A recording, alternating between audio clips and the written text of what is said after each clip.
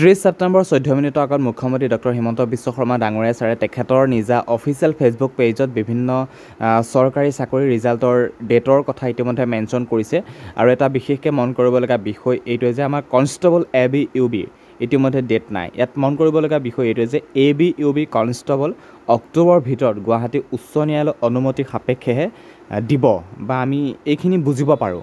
ইয়াত আমি constable ABUB কোনো ধৰণৰ ডেট নাই, বাকী সকলোখিনি বিভাগীয় পোষ্টৰ ডেট মেনশ্যন কৰিছে। এইখিনি অফিচিয়েল হয়, কোনো ধৰণৰ ফেক নহয়। আপোনালোকে মন কৰিব, এইটো 14 মিনিটৰ আগত তেখেতে নিজেই প'ষ্ট কৰিছে। হিমন্ত বিশ্ব শৰ্মা ডাঙৰীয়া যি ফেচবুক পেজ আছে তাত মেনশ্যন কৰিছে।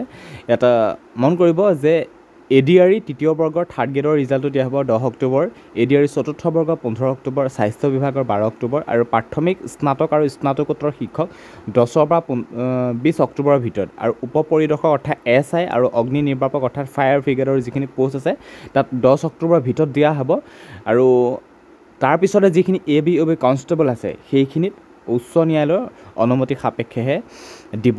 এতিয়া গুৱাহাটী হাইকোৰ্টে ডিচিশ্যন ল'ব যে কি হিচাপৰ ৰিজাল্টটো দিব পাৰিম বা দিব নোৱাৰিব, কেনেকুৱা কি হিচাপত প্ৰচেছখিনি চলিব, সেইখিনি কেৱল এটা গুৱাহাটী উচ্চ ন্যায়ালয়ৰ হাতত আছে। এতিয়া আমাৰ হাতত নাই বা মুখ্যমন্ত্ৰীৰ হাততো নাই।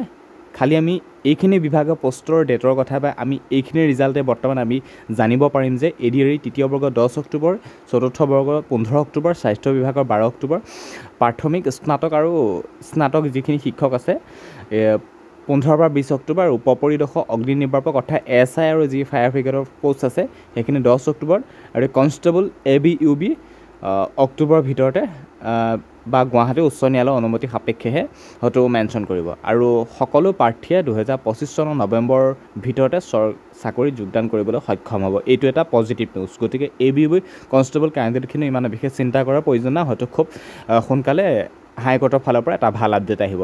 বাকী অফিচিয়েলিভাৱে যিখিনি তথ্য পাইছোঁ বা যিখিনি খবৰ পাইছোঁ সেইখিনিয়ে জনাইছোঁ ইয়াত 14 মিনিটৰ আগত যিহেতু আপডেট দিছে। গতিকে ভিডিঅ'টো ইমানখিনিয়ে কথা আছিল। এতিয়া আমি গুৱাহাটী হাইকোৰ্টৰ আপডেটলৈ ৱেইট কৰিব লাগিব। ইমানেই কথা আছিল। ভিডিঅ'টোত হয়তো নিশ্চয় বুজি পাইছা। ধন্যবাদ।